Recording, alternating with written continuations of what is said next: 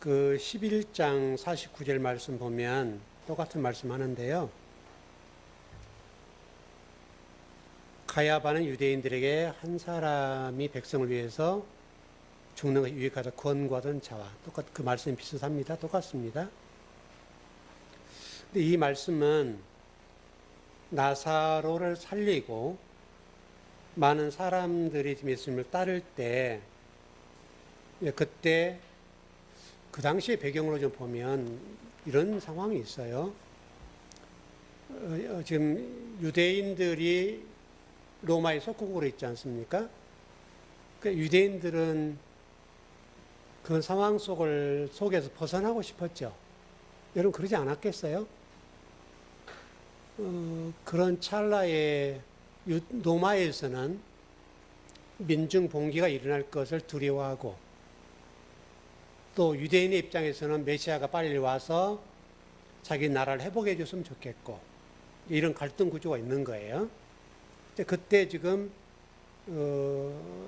어떻게 보면 지금 이 내용적으로 보면 유대와 로마 사이에는 굉장히 긴장감이 있는데 유대인들 입장에서는 로마가 자기 나라를 또는 자기들을 해하면 어떨까 하는 불안감이 있었어요. 민중 봉기 또 그 다음에 유대인들이 로마에 대해서 아무리 저항하지 않겠어요? 저항하고 그럴 때 로마가 정치적으로 유대를 어떻게 많은 사람들을 죽이고 그럴 어떻든 그런 배경이 있습니다.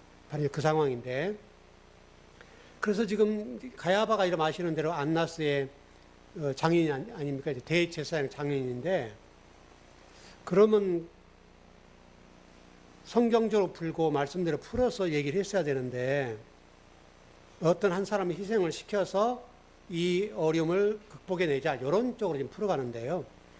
그분이 누구냐면 예수님인 거예요. 그 예수님을 죽이는 게 유익하다. 왜냐하면 예수님만이 다른 사람이 있었잖아요. 그러니까 민중 봉기에 일어날 것을 두려워해서 로마에서는 감시하고 있는 상황이고 지금 대제사장의 장인의 입장에서는 그럼 이 예수를 죽여서 이걸 잠잠하게 하자. 이런 지금 관점인 거예요. 그렇게 이 본문을 보셔야 돼요. 그래서 한 사람이 죽어서 나라를 망하게 하지 않는 것이 우리에게 유익하다. 이렇게 지금 이야기하는 어떤 말씀이에요. 그래서 지금 이 상황을 지금 종식시키려고 하는 장면인데 뭐 이해가 되는 부분이 있죠. 인간의 입장에서는 이해가 되는 부분인데 그러나 문제는 이것을 정치적으로 풀어간다는 거예요. 정치적으로 종교를 풀어가서 지금 이 문제를 풀어가려고 하는 유대의 입장, 대제사장의 장인으로서의 유치가 있잖아요.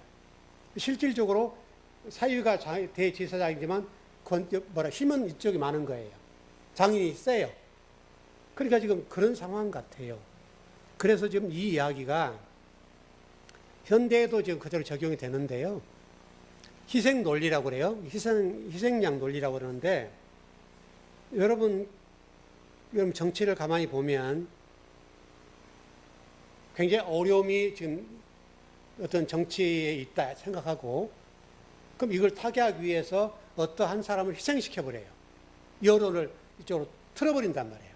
바로 그런 장면과 똑같아요. 그러니까 한 사람을 희생시켜서 대중들이 편안하게 하고 이 문제를 잠잠하게 만드는 그런 어떤 인류 역사의 희생양 논리가 여기서 그대로 적용되고 있어요.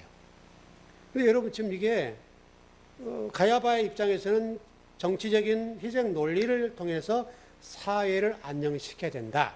이런 생각인 거예요, 지금. 그래서 지금 조금 인간의 지혜의 문제가 지금 발동하는데 인간의 지혜와 하나님의 지혜와의 이 간격이 생기는 거죠. 그러니까 저와 여러분들이 성경을 제대로 배운다는 게 왜 중요하냐면 그 성경 말씀 배움으로 인해서 인간의 지혜를 뛰어넘는 지혜를 가지게 되는 거예요. 그게 굉장히 중요한데 근데 하나님은요 인간의 지혜가 지금 그렇게 돼 있던 거죠.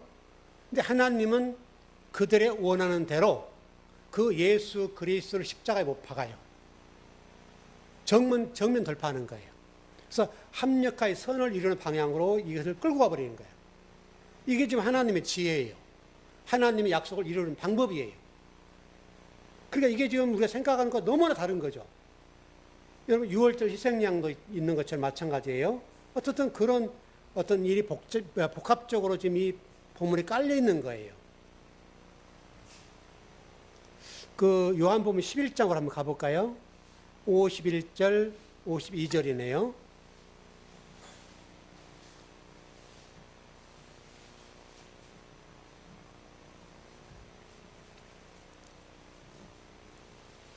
요한복음 11장 51절, 52절. 예, 시작. 이 말은 스스로 함이 아니요 그의 대제사장 임무로 예수께서 그 민족을 위하시고 또 그 민족만 위할 뿐 아니라 흩어진 하나님의 자녀를 모아 하나가 되게 하기 위하여 죽으실 것을 미리 말함이러라. 이미 예수님께서는 이거 본인이 희생돼서 이렇게 말씀하는 거예요. 자, 그럼 14절이요. 요한복음 18장 14절. 아까 읽었는데 그냥 가십시다. 역설적으로 인간의 지혜와 하나님 지혜의 문제에 있어서 가야바의 등장의 이 일을 인간 유익으로 지금 가고 있는 방법인데, 근데 하나님은 이것을 우리 인간의 구원의 문제를 풀어요. 구원의 문제를 풀어버린다. 그래서 예수님을 여러분 죽인 사람들이 유대 종교 지도자들이죠. 물론 큰 틀에서는 예수님이 스스로 그 일을 하신 것이지만 불신자들을 예수님을 죽인 게 아니라는 거예요. 불신자들을 죽인 게 아니고 대제사장의 반열에 있는 사람들, 종교 지도자들, 바리새인들, 유대 종교 지도자들, 이 사람들이 예수님을 십자가에 못 박는다고요. 그러니까 여러분, 그래서 교회라고 하는 것이 여러분 쉽고도 어려운 게 뭐냐면 초신자들이 교회에 와서 신앙생활하기가 어려운 게 있어요. 근데 초신자들이 교회에 와서 신앙생활할 때 어려움이 뭐예요? 실질적으로 교회에서 열심으로 일하는 헌신된 자들 때문에 그래요. 이런이에요. 그러니까 100% 그렇다는 의미는 아니라 그 중에 성경 중심적으로 신앙하지 않는 인간의 종으로서의 열심인 봉사와 헌신하는 성도들 가운데 일부가, 쉽게 설명하면 교회에 좀 힘을 가지고 있는 사람들 일부가 본인들이 성도들을 이렇게 좀 잘 화합하게 만들고 신앙생활 잘 할 수 있도록 이렇게 끌어줘야 되는데, 그러지 않고 선악 지식 나무의 관점에서 지적질하는 이 부분, 이게 굉장히 교회의 폐악이라고 할까요? 뭐랄까요, 이거를. 본인들은 모르죠. 본인들은 저분들이 신앙생활 잘했으면 좋겠다라고 생각하고 하는 건데, 의도는 좋은 거죠. 의도 나쁜 건 아닌데, 성경 말씀을 제대로 모르고 선악 지식 나무가 무엇인지를 모르기 때문에 그 관점으로 왜 그래 계속 그렇게 하는 거예요. 그래서 교회에 견디지 못하고 나간 분들이 많아요. 이게 좀 안타까운 문제죠. 오늘 본문과 똑같은 거예요. 그러니까 바리새인과 유대인들이 여러분 그냥 뭐 신앙생활 대충 한 사람들이 아니고요. 하나님을 가장 잘 섬긴 사람들이에요. 하나님을 가장 잘 섬긴 사람들이 예수님을 십자가에 못 박는다고요. 우리 이걸 놓치면 안 돼요. 여러분 베드로를 한번 봐보세요. 베드로는 여러분 12사도 가운데 한 사람 아닙니까? 그 가운데도 수장이죠. 요즘 정치로 얘기하면 대표가 있고 수석 최고요. 요즘 뭐 그 문제 좀 복잡하던데. 여러분 잘 한번 생각해 보세요. 정치 똑같아요, 성경이. 최근에 여러분 아시는 대로 아마 아신 분은 아실 테지만 그 민주당에서 최고위원 2명을 대통령이 지명하게 돼 있죠. 대표가 지명을 했는데 이제 인준을 해줘야 할 거 아니에요. 최고위원회에서. 근데 그 먼 라인에 있는 사람들이 그걸 안 하고 나가버렸어요. 그러니까 여러분 그 민주당의 김민석 대표가 어떻게 한 줄 아시죠? 저는 그분이 굉장히 머리 똑똑하다고 보는 건데요. 아무 얘기 안 했어요. 그리고 그분들의 지역구의 사람들 가운데 덕망 있고 그 가운데 인지도가 있거나 상당히 영향력 있는 사람들을 그곳에 그 사람들 발탁해서 지명직으로 임명을 해본 거예요. 다른 어떤 뭐랄까요, 민주당의 큰 직책들을 줘버렸어요. 그 무슨 얘기예요? 널 까불지 마, 그 말이잖아요. 여러분 성경이 그렇게 흘러가는 거예요. 이게 베드로를 보세요, 여러분. 베드로가 이런 불신자도 아니고 초신자도 아니에요. 제자들의 대표예요. 그리고 예수님이 어려움을 겪을 때 그 대지상의 귀를 잘라버린 사람 있잖아요. 칼로 이걸 잘라버렸잖아요. 그런데 베드로가 예수님을 부인하는 장면이 있어요. 그것도 여러분 좀 권위 있는 어떤 자리에서 그런 것도 아니고요. 아주 하찮은 어떤 상황. 그게 성경에 잘 나와 있는데.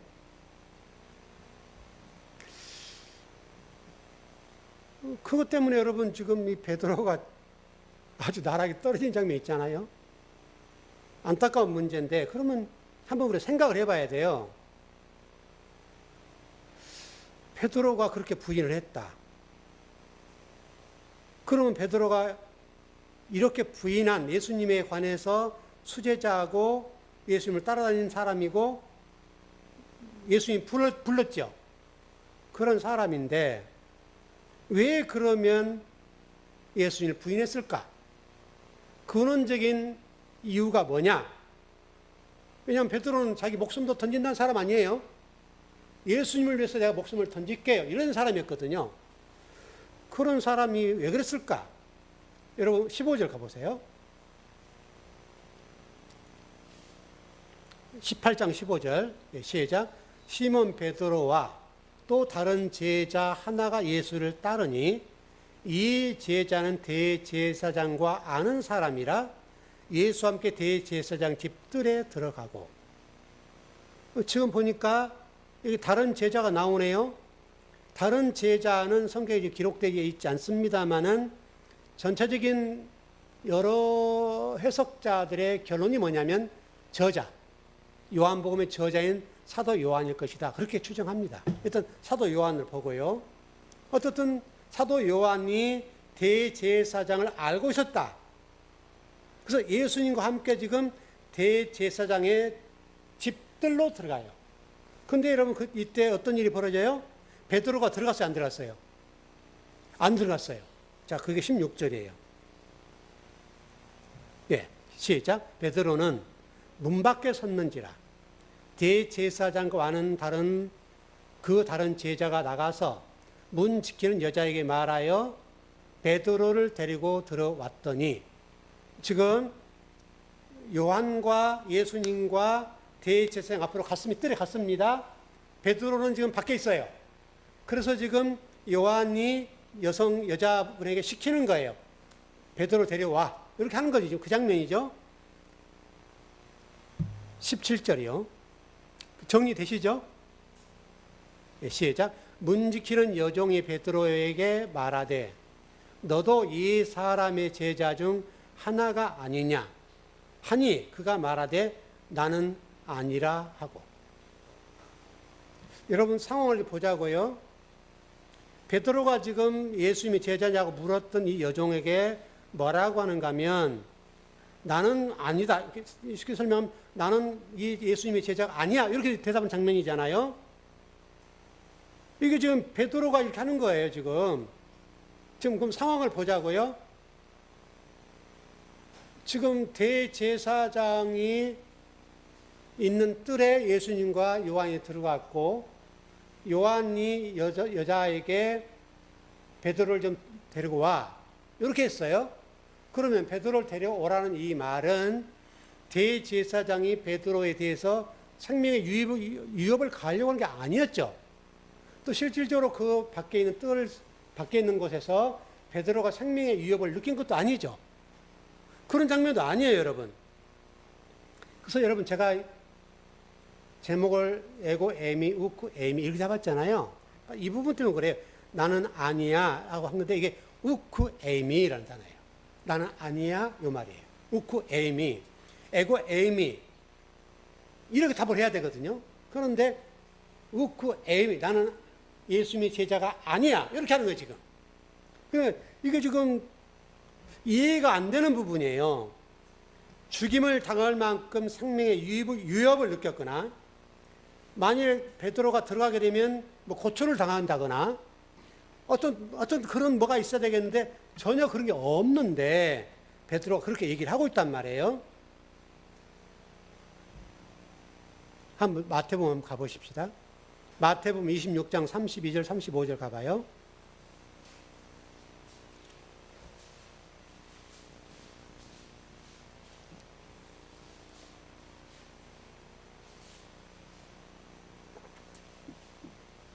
마태복음 26장 32절 35절이에요. 베드로가 어떤 사람이었는가를 한번 보는 거예요. 여러분 아시겠지만. 시작. 그러나 내가 살아난 후에 너희보다 먼저 갈리로 가리라. 베드로가 대답하여 가로되 다 주를 버릴지라도 나는 언제든지 버리지 않겠나이다. 예수께서 가라사대 내가 진실로 내게 이르노니 오늘 밤 닭 울기 전에 내가 3번 나를 부인하리라. 베드로가 가로되 내가 주와 함께 죽을지언정 주를 부인하지 않겠나이다 하고 모든 제자도 이와 같이 말하니라. 이게 베드로예요. 근데 지금 그 여자의 그 앞에서 우쿠에미, 나는 예수님의 제자 아니야, 이렇게 하는 장면이에요 지금. 그러니까 목숨이 뭐 날릴 뭐 그런 상황이었다거나 그러면 이해가 좀 되죠. 그냥 그러지 않겠어요? 그럼 왜 부인을 했겠는가 이거예요. 근원적인 문제를 우리가 짚어봐야 되죠. 그럼 베드로는 왜 근원적으로 이렇게 예수님의 제자가 아니라고 우쿠 에임이 나는 예수님의 제자가 아닙니다 라고 부인을 했겠는가? 이제 이게 우리가 성경을 볼 때 굉장히 중요해요.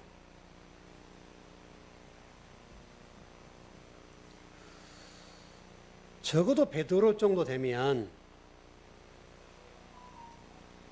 제자들 중에 제자고 종교의 지도자고, 그렇죠 여러분? 그럼 적어도 권위가 있죠.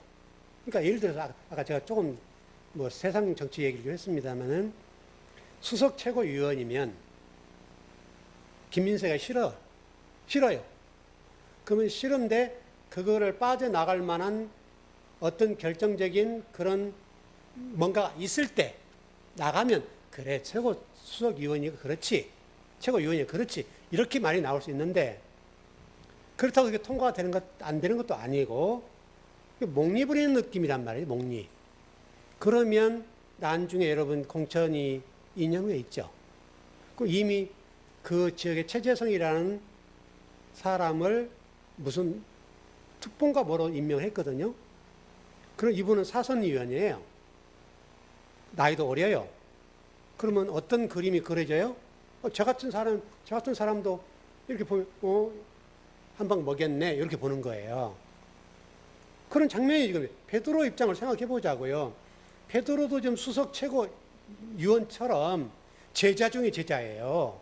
수제자라고, 수제자. 그리고 12사도 중에 최고예요. 근데 모양 빠진 일을 하고 있는 거잖아요. 근데 우리 성경이 이렇게 베드로가 제자 중에 으뜸인 사람인데 이 장면을 여러분 가만히 우리 다른 종교적 관점 보자고요. 천주교회. 천주교회는 여러분 베드로를 교황으로 보고 있죠. 그렇게 보고 있죠.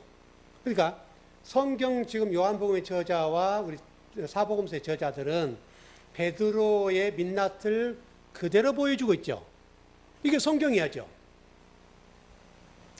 그런데 여러분 천주교회 사람들은 베드로의 이런 장면들을 가려준다고요.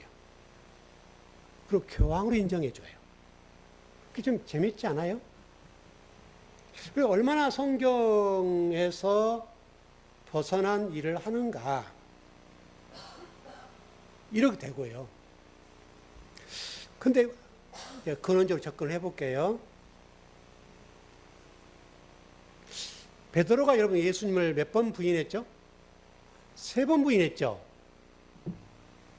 성경이 얘기한 게 뭐냐면 베드로가 예수님을 3번 부인했다는 말은 완전히 부인했다는 말이에요. 그렇죠, 여러분? 3세판이니까. 우리 동양적인 사상으로 3세판이란 말은 베드로가 예수를 완벽하게 부인한 거예요. 그러면 성경에 이와 같은 스토리가 있을까요, 없을까요? 베드로가 이게 딱 여기 나왔는데 그럼 이와 견줄 만한 또 다른 뭔가 있겠냐 없겠냐 이거예요. 성경에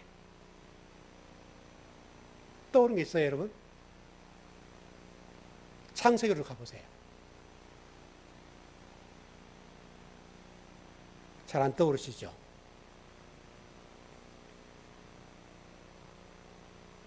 그러면 답을 드려야죠. 요셉이 형제들 관계 속에서 3번 시험하는 장면이 있어요, 없어요? 있죠. 그러면 이 베드로의 부인의 문제, 예수님 부인한 이 이야기와 지금 요셉의 형제들과 이 이야기를 하나로 엮었다 그 말이죠. 성경이 뭔가 얘기하려고 하는 거예요. 나는 절대 부인하지 않겠다. 근데 여러분, 요셉이 그 형제들을 3번을 시험했는데 3번 시험하거든요. 그럼 마찬가지로 베드로도 3번 부인하거든요. 결국 나중에 요셉이 형제들을 정탐꾼을 몰고 도둑으로 몰아버리죠. 그리고 여러분 그 안에 뭐 금붙이 집어넣잖아요. 그리고 그 재밌는 것이 마지막에 유다가 고백한 게 뭐냐면 우크 에이미. 히브리어를 헬라어로 번역을 하면 베드로가 우크 에이미라고 고백한 것처럼 유다가 우크 에이미. 우리는 아닙니다. 이렇게 고백한 장면이 나와요. 그러니까 지금 베드로와 요셉과의 이 문제를 연결해서 이 이야기를 풀어가고 있는 사실을 설명하고 있고요.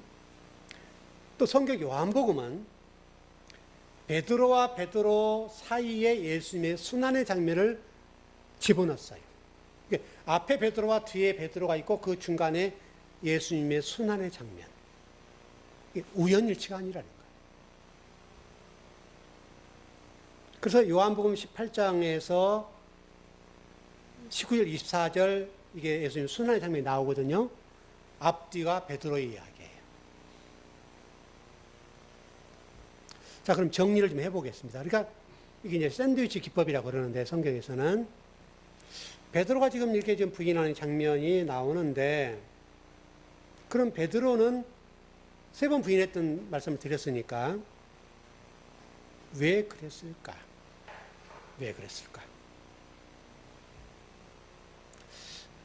이게 지금 대제사장인 안나스와 연결되는 문제예요. 무슨 문제냐면 이스라엘이라는 이 유대 사람들이 로마에 의해서 지배를 받고 있고 지금 굉장히 고통을 받고 있죠. 이 장면이에요. 이 상황에서 베드로가 생각했던 게 뭔가 하면 안나스라는 이 대제사장의 문제예요. 안나스라는 대제사장이 로마에 대해서 항전하고, 다시 설명하면 예수님의 문제예요. 예수님이 지금 아까 가야바 얘기 나왔는데 똑같은 장면이에요. 예수님이 이런 고초를 겪고 또 유대 종교 지도자로부터 그렇고 로마와 관계 속에서 베드로가 봤던 예수님은 이런 상황에서 메시아의 입장으로 로마에 항전하고 자기들의 고통을 좀 풀어주고 이랬던 상황이 벌어졌다 한다면 베드로는 예수님을 부인하지 않았을 거예요. 이 문제가 항전했다면.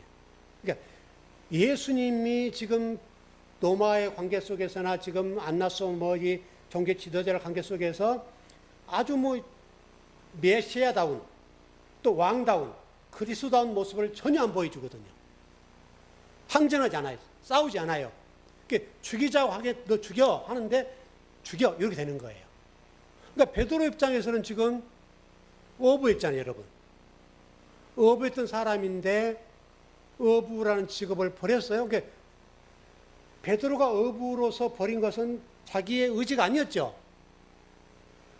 여러분, 이 굉장히 중요한 문제예요. 자기의 의지가 아니라 예수님이 제자들을 한 사람 한 사람 불렀잖아요. 한 사람 한 사람을 불렀다는 의미는 그만큼의 뭔가 쥐어줘야 되잖아요, 이렇게. 그걸 기대했다는 거예요. 그러니까 예수님이 부른 제자들을 불렀던 의도와 부름을 받는 제자들의 입장이 다른 거예요. 제자들은 나를 불러주었으면 그에 걸맞는 뭔가 대가가 있다. 이렇게 본 거예요. 그리고 어려움 속에 있었을 때 그 어려움을 그분이 극복해 줄 것이고 회복해 줄 것이라고 하는 기대가 컸어요. 그 기대로 예수님을 따른 거예요. 그런데 그러지 않았어요. 그래서 성경이 요한복음 18장 25절에 보면 봐볼까요? 25절.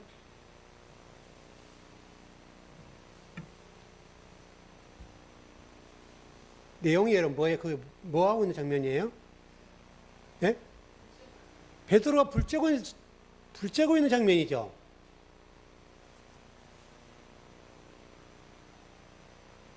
그런데 이게 여러분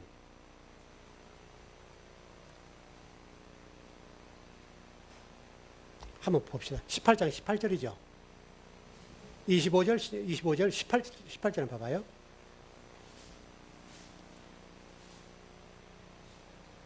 성경이 이게 굉장히 힌트를 주고 있는 거예요. 네, 시작. 그때 추운 고로 종과 하석들이 숯불을 피우고 서서 쬐니 베드로도 함께 서서 쬐더라.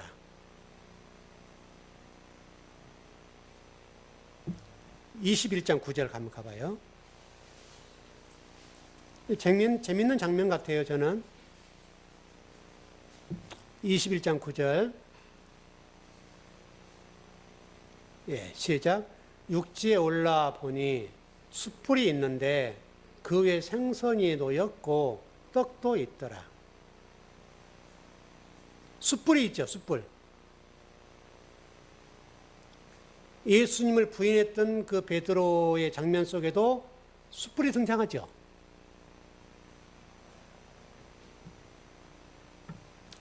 성경에서 숯불이라고 하는 게 어떤 거냐면 우리는 이제 고기 구워 맛있는 이런 거인데 성경에서 숯불은 여러분 수치의 상징이에요. 수치. 예, 수치.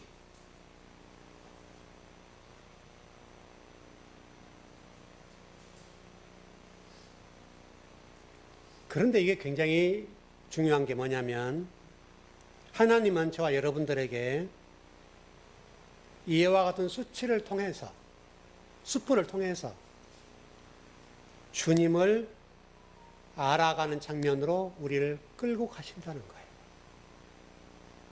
그러니까 베드로 한 사람으로 이야기가 끝나는 게 아니고 하나님이 저와 여러분들을 어떻게 구원으로 끌고 가시는지 이 이야기를 하려고 하는 것이지 베드로 이놈이 수제자에 있는데 나를 3번 부인한 놈이야.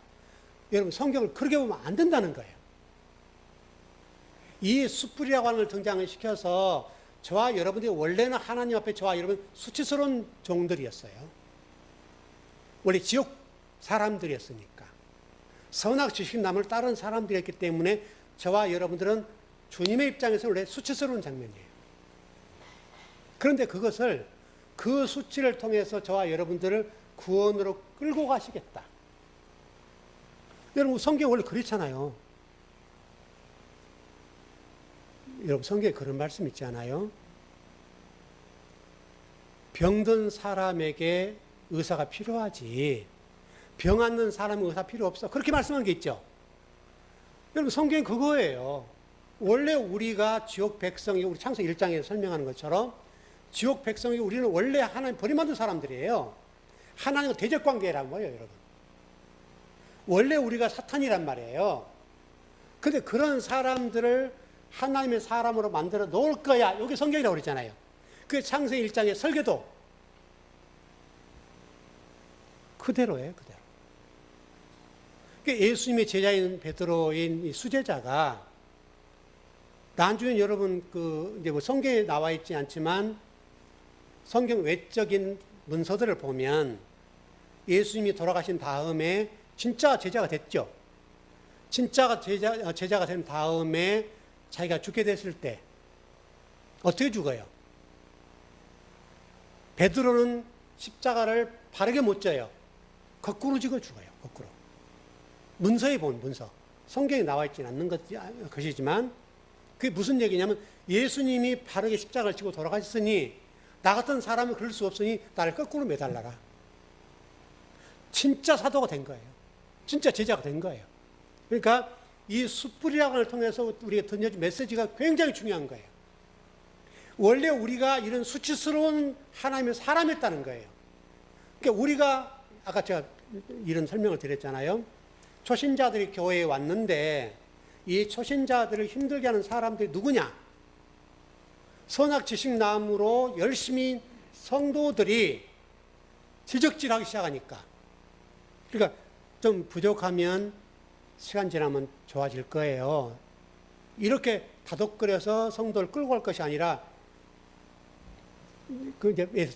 그분이 집사가 됐다 합시다. 그냥 편의상. 집사님 왜 예배 안 나왔어? 이렇게 되는 거예요. 예배 시간 빠지면 안 되지. 사업 망해. 이런 식으로 한단 말이에요.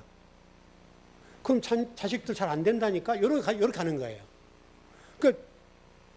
그러면 그분의 입장에 생각해 보자, 여러분. 그렇지 않아도 지금 복잡해서 왔는데, 거기다 무거운 짐을 지어줘서 사업 망한다든지, 뭐, 직장 생활 그러면 안 된다든지, 자식들 잘 안 된다, 이렇게 얘기를 하니까. 왜? 선악지식나무로 그렇게 신앙생활 하는 복 안 주셔? 이렇게 돼버린 거예요. 여러분, 그래서 교회를 떠난 사람들이 한둘이 아닌 거예요. 물론 우리 교회야 그런 분들이 안 계시지만 또 뭐 초신자도 없고 그러긴 한데 큰 교회에서는 여러분 교회에서 열심히 한다는 분들이 충성한다는 분들이 초신자들을 힘을 북돋아주고 집사님 좀만 참으셔. 참다 보면 하나님이 은혜를 주시고 길을 열어주실 거예요. 이렇게 해야 되겠는데 왜 예배 안 나왔어? 이렇게 간다는 11조 안 하잖아 집사님. 이렇게 가버리는 거예요. 그렇지 않으면 11조 못하는 심정이 어떻겠어요? 그따 대고 막 계속 선악과로 하는 거예요. 근데 그분이 어떤 사람이라고요? 숯불 속에서 하나님이 구원해 주신 수치스러운 사람이었는데 구원해 주신 아버지 은혜가 있다는 사실을 놓친 거예요. 여러분 그걸 놓치면 안 돼요. 그게 뭐냐면 베드로예요. 베드로가 숯불사에서 여자가 있는 상황에서 예수님을 웃고 애미 나는 아니에요. 제자가 아니에요. 라고 부인했던 장면이라는 거예요. 여러분 베드로는 여러분 기적을 봤던 사람이고 표적을 봤던 사람이에요. 다윗 왕 그걸 그리스도를 통해서 이루고자 했던 사람이에요. 이해가 되는 장면 아니에요, 여러분? 그런 메시아로 베드로는 알고 있었어요. 근데 그 메시아는 참 메시아가 아니죠. 베드로가 알고 있는 메시아가 아니잖아요, 지금. 근데 그분이 또 죽는다고 그래요. 자기가 지금 뭐가 좀 해보려고 했는데 죽는다고 그런단 말이에요. 그 베드로 입장에서 여러분 이해되지 않아요?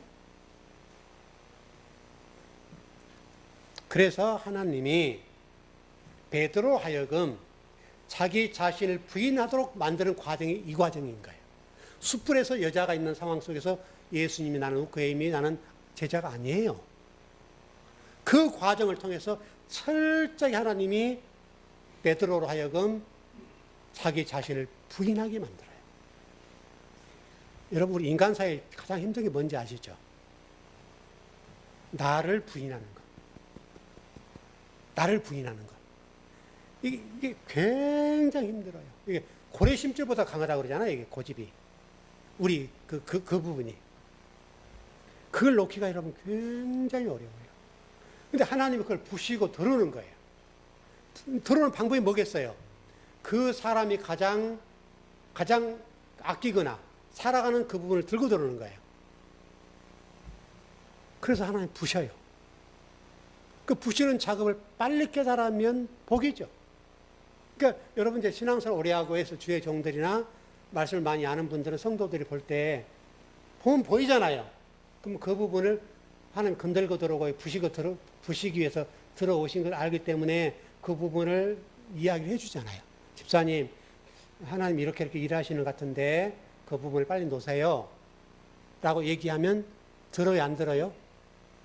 안 들어요. 그 길을 계속 가요. 망할 때까지 가는 거예요, 망할 때까지. 우리 인간이 똑똑한 것 같은데 그렇게 똑똑하지 않아요. 지혜로운 사람 같은, 여러분, 성경 말씀이라 우리 인간의 경험은 간접 경험이잖아요. 간접 경험이란 말은 그분에게는 간접 경험인데 그 이야기를 해준 사람은 직접 경험이잖아요. 그러면 그만큼 많은 대가를 지불했단 말이거든요. 많은 대가를 지불하고 그걸 받기 때문에 그렇고 경험했기 때문에 얘기를 해주는 건데 그분은 그것을 간접 경험으로 듣는 거잖아요. 그러면 그것을 간접 경험을 직접적인 내가 겪은 경험으로 이해하면 되잖아요. 그럼 시간을 벌고 물질을 벌고 세월을 벌잖아요. 근데 사람은요, 그게 안 돼요. 그 끝까지 가요. 망하는 그게 보이는데 끝까지 가요. 그거 탈탈 털어먹어요. 그리고 손을 드는 거예요. 그러니까 이게 답답한 거죠. 적어도 우리 성경을 아는 분들 입장에 보면 저 길을 가다 보면 망하는데 보여요. 길이 그냥 알려고 하는 게 아니고 그냥 보여요. 그걸 말을 해주면 안 들어요.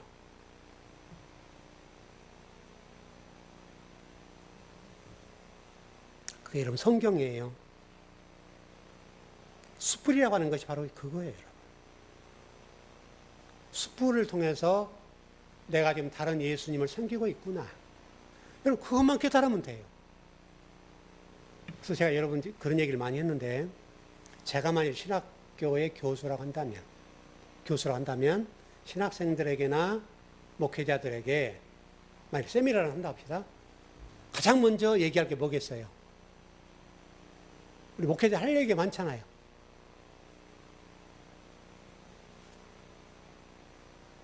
뭐 그런 자리 없으니까 뭐 할 말이 없잖아요. 말 못하는데 안타깝긴 해요. 베드로가 여러분 아까 나는 제자가 아니다라고 했던 이 얘기는 베드로가 평생 십자가를 죽는 그날까지 얼마나 많은 수치스러운 부분이었겠고 그거를 늘 생각하고 사역을 했지 않았겠어요? 그러니까 하나님의 관점에서 보면 지금 예수님이 대제사장 앞에 들어가고 요한에 들어가고 밖에 지금 그 여자가 앉아있는 장면, 다른 쪽은 비자라고 그랬죠. 그 여자가 있는 장면에서 지금 이게 밖에 있는데 거기서 지금 요한이 그 여자에 시켜서 베드로 들어라 그러냐 하니까 나는 제자가 아니야. 이렇게 하는 장면이잖아요. 죽는 날까지 그것을 기억했겠어요? 안 했겠어요? 근데 그게 오히려 하나님 나라를 세우는데 큰 도구가 된 거죠. 예를 들어서 제가 여러분 그런 얘기 많이 했지만 제가 한 1년 전에 어떤 죽음의 과정을 맛보지 않았다면 그 선까지 안 갔다면 저도 목회를 할 때 욕망적인 부분이 있었겠죠. 안 그래요, 여러분? 근데 그 과정을 겪고 보니까 저는 거기를 가버렸잖아요. 의사들이 전부 다 죽는다. 포기했던 상황이고. 그러니까, 이 죽음이라는 사선이 요것만 건너면 되는 거구나, 이거. 여러분, 우리가 생각하는 죽음은 굉장히 멀리도 생각하잖아요. 근데 거기까지 가버리니까 이 넘는 순간이요. 종이 한 장 차이밖에 안 되는 거예요. 넘고 안 넘고의 문제가. 너무나 이게 거리가 짧아요. 그걸 겪고 나니까 인생이 달라진 거예요.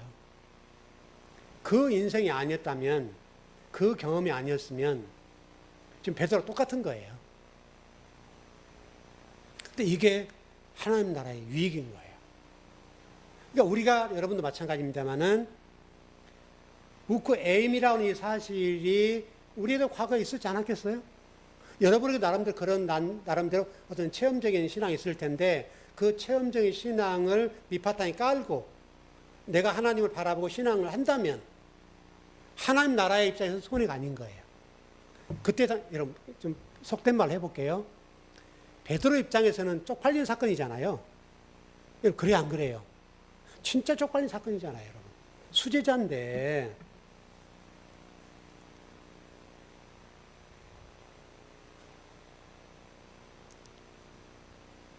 그런데 이것이 하나님 나라의 유익이 된 거예요. 합력하여 선을 이루신 하나님. 베드로 죽는 날까지 그거 생각했을 거예요, 머릿속에. 내가 그때 예수님 부인했다. 또 3번을 부인했다. 여러분, 얼마나 그게 각인됐겠어요.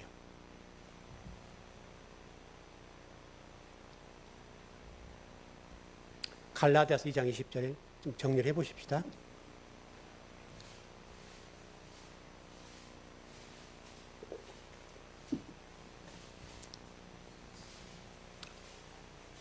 우리가 어떤 자세로 신앙생활을 해야 되는가 결론을 맺어가겠습니다.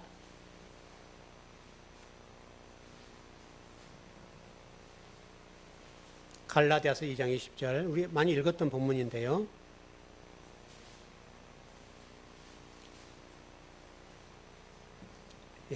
시작. 내가 그리스도와 함께 십자가에 못 박혔나니 그런즉 이제는 내가 산 것이 아니요 오직 내 안에 그리스도께서 사신 것이라. 이제 내가 육체 가운데 사는 것은 나를 사랑하사 나를 위하여 자기 몸을 버리신 하나님의 아들을 믿는 믿음 안에 사는 것이라. 여러분 그 성경 조금 그걸 수정했으면 좋겠어요. 하나님의 아들을 믿는, 이렇게 돼 있죠, 번역이. 그걸 어떻게 번역했으면 좋겠냐면 하나님의 아들의 믿음으로, 아들을 믿는 믿음이 아니라 소유격으로, 목적격으로 했잖아요, 이게. 그러니까 아들을 믿는 믿음 안에서 사는 것이라고 번역이 됐는데 이것은 목적격으로 번역이 됐어요. 근데 원문은 소유격이에요. 그래서 이걸 여러분 그 성경에다 이렇게 써놓으세요. 아들의 믿음으로 믿음 안에서 사는 것이라. 이렇게 정리하면 될 것 같아요. 자, 그럼 결론 정리합시다.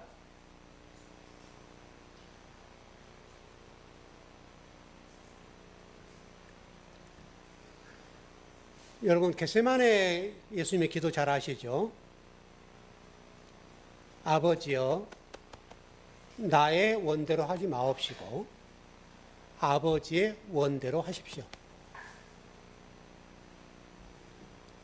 이게 겟세마네 기도입니다.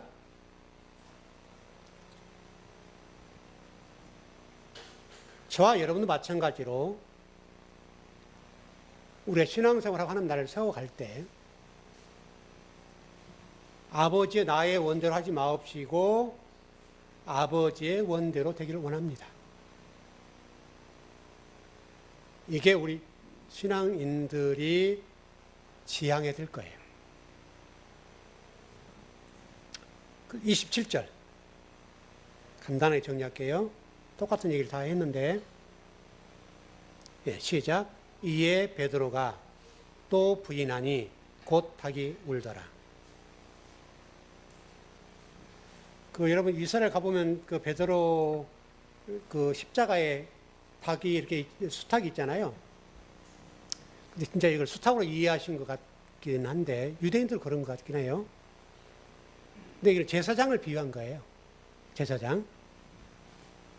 무슨 얘기냐면 닭이 운다는 표현은 창세기 1장 1절에 저녁이 되니 아침이 되니라. 다시 하면 닭이 운다는 말은 어떤 거예요? 어둠이 지나고 새벽이 온다 그 말이잖아요. 그 얘기를 이렇게 해놓은 거예요. 그렇게 정리하면 될 것 같아요. 그거는 쭉 좀 가서 여러분 우리 신앙생활 할 때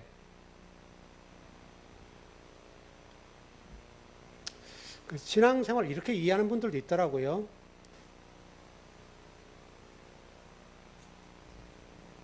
성도들이 성질 내면 돼요, 안 돼요? 현실 문제니까. 성질 낼 일이 생겼어요. 성질 날 수밖에 없는 상황이 있어요. 근데, 주님 하고 이게 다 누를 수 있죠. 그러면 좋죠. 근데 그래서 나오는데 나오면 어떻게 해요? 근데 집사님이 그러셔요. 이렇게 되잖아, 이제. 물론 우리가 그걸 절제하고 통제할 수 있는 자리까지 이르르면 좋죠. 그렇게 하면 좋죠. 그걸 나쁘다는 의미가 아니에요. 그러니까 신앙생활을 그렇게 이해하면 안 된다고요. 그럼 여러분 예수님을 한번 볼까요? 예수님이 성격이 어떠셨던 것 같아요? 여러분 성경을 전체적으로 보면 예수님이 성격이 불같으시던데 성전상을 뒤집어 버리잖아요. 성전상을 뒤집어 버린다니까요, 여러분. 근데 그게 신앙의 중심은 아닌 거예요. 우리 스스로 그를 컨트롤하고 절제하고 누를 수 있는 정도까지 가면 좋죠. 근데 기독교가 마치 그런 종교라고 생각하면 안 돼요.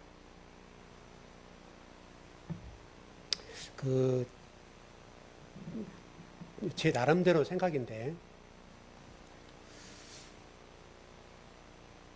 성질 더러운 분과 성질 좋은 분, 극단적인 예입니다. 어느 분이 오래 살죠? 네? 더러운 사람 오래 살죠? 되게 그러더라고요. 그러면 오래 사시면 어떻게 되는 거예요, 이거?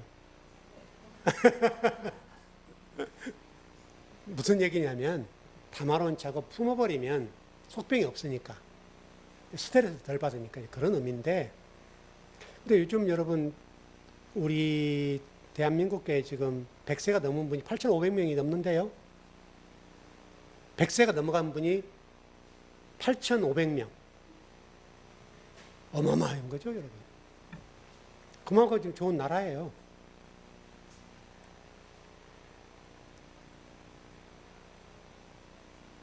그러니까 여러분이 무슨 얘기를 드리려고 하냐면 결론인데, 하나님은 여러분의 성격, 기질 다 달라요. 저희 동네 쌍둥이가 있는데 여러분들 둘이 다 달라요. 한 배수 나하고 똑같은 한 5분 차이인데 전혀 달라요. 그러면 하나님이 그렇게 하신 거잖아요. 여러분 베드로도 성질 다혈질이잖아요. 그 다혈질을 쓰시는 거예요. 그걸 좋은 쪽으로 승화시키면 되는 문제지 그것 때문에 나 주고 나 기주고 이렇게 할 필요는 없다는 거예요. 제가 우리 교회에서 한번 성질 냈다가 교회 안 나온 분이 계시거든요. 목사님도 성질 내냐고. 내가 막 성질을 막 많이 내는 사람도 아니고 저는 굉장히 절제하는 사람인 편인데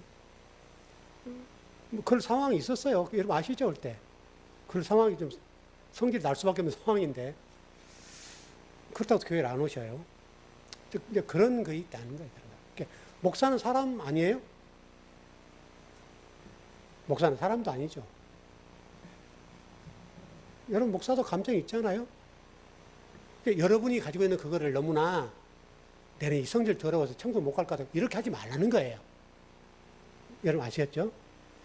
어떻든 베드로가 오늘 결론 맺자면 세 번은 부인하는 장면으로 나오고 우크 에임이라는 장면으로 오늘 이제 마지막이거든요. 이 본문이 우크 에임이라는 장면이 숲을 속에 있었다는 것을 통해서 가장 수치스러운 장면으로 성경이 끝나가요. 이 베드로의 이야기가. 근데 하나님은 그걸 통해서 베드로를 멋지게 쓰신 거예요. 멋지게. 베드로가 그것 때문에 자기를 얼마나 그 신앙생활하고 그 제자로 살아가면서 그 이야기를 붙잡고 살았겠어요. 그게 하나님이시라고.